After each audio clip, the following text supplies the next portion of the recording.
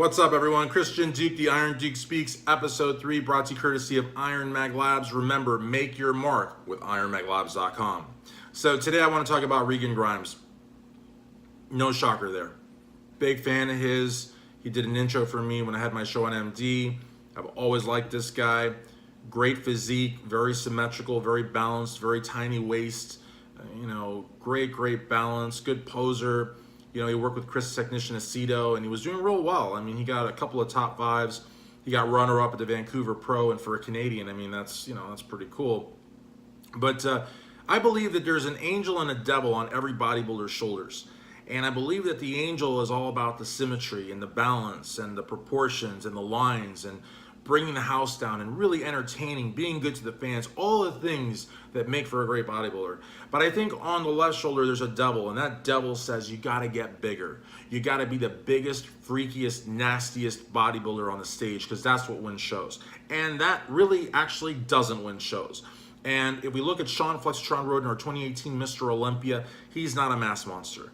He is symmetrical, he is balanced, he's a great poser, he's not playing that stupid size game, and he's the best in the world. But I can understand where a young bodybuilder, an impressionable bodybuilder, may listen to that devil more. And so he dumped Aceto and he went to Kuwait and he got huge. And I personally did not like him huge. Granted, he was in the off season, but nonetheless, the off season still paints a pretty good picture of what you're gonna look like when you're dialed in. And he was just too big. I didn't like it. And it's weird because coming full circle, now he's huge again. He's at 280 is what he says. Now, of course, everybody in the message boards is challenging that. But they're also challenging the fact that he's 5'11". I mean, he's 5'11". I mean, that's pretty, he hasn't changed height. But what's good about Regan, though, and what's good about Regan in terms of bodybuilding press and the message boards and everything else, is the fact that he is someone that people want to talk about. He is someone that people want to see. And more importantly, he is someone people want to see win and do well and be prosperous.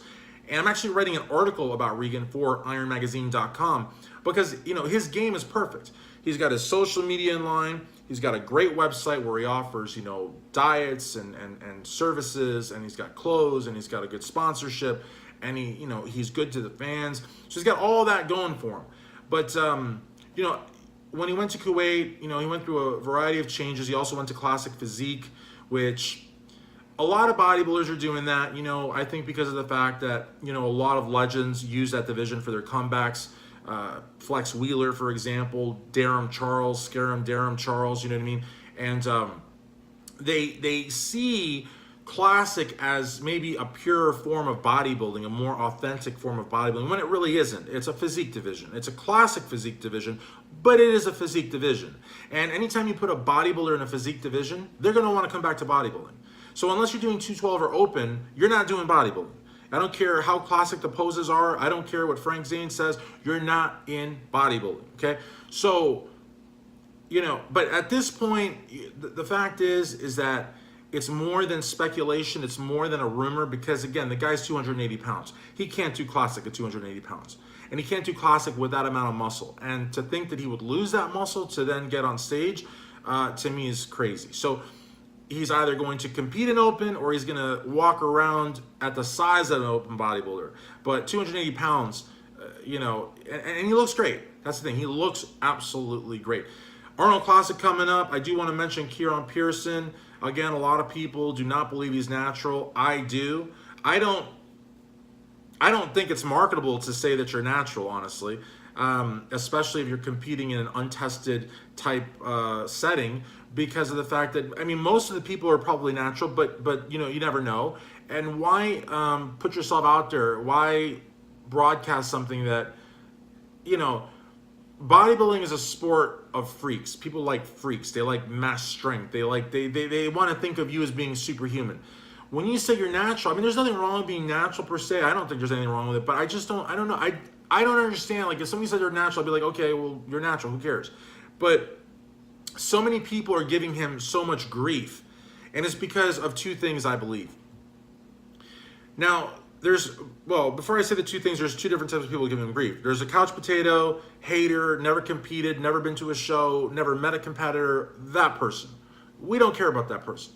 But then there's the hater who has competed or who has been in media, but more importantly, who has competed, and maybe through the use of androgynous, anabolic, synthetic hormones, and God knows what else, and eaten pretty much the most expensive food and trained the most expensive gyms and trained with the most expensive gurus, was not able to reach what this kid has reached naturally. And so to them, there's like a automatic reluctance to believe that he's natural simply because of their genetic shortcomings or their shortcomings as athletes. Because they couldn't achieve it, there's no way, because they couldn't achieve it using a bunch of stuff, then there's no way this kid could be doing it naturally. And I think what we're going to see with Keone is a lot of what we saw with Kai Green and Ronnie Coleman, who both competed naturally and were very impressive, and both, just sort of went off the Richter scale in terms of impressiveness when they got on the better creatines and arginines and whey protein isolates. Because it's not a question of looking bad and all of a sudden looking amazing. It's a question of looking amazing and then looking amazing times 3. But I still think you'll be able to chart the progression and say, okay, 2020 or 2021 or 2022 Keone looks so much better than 2019 Keone. All the while, 2019 Keone looks insane, but you will be able to see a difference. And I think at that point, people will recognize that today he's natural. So, and he's doing his first Arnold Classic. He's got a hell of a great sponsor behind him. He's got Flex Wheeler, who is arguably one of the most celebrated and deservingly so bodybuilders the last 20, 25 years as his prep coach. And I don't think Flex has a team, and I don't think he wants to have a team. I think that he saw someone with great potential, and he wanted to work with that person. He wanted to discover that person. He wanted to get that person signed and potentially to do very, very well on the pro stage. So I think all of that speaks volumes. In terms of the Arnold Classic, my prediction remains the same. Brandon Curry for the win. There's been some speculation on the board. Some people are saying that some influential movers and shakers in the industry, one in particular who I will not name, has made it seem that Roelly Winkler will not be competing.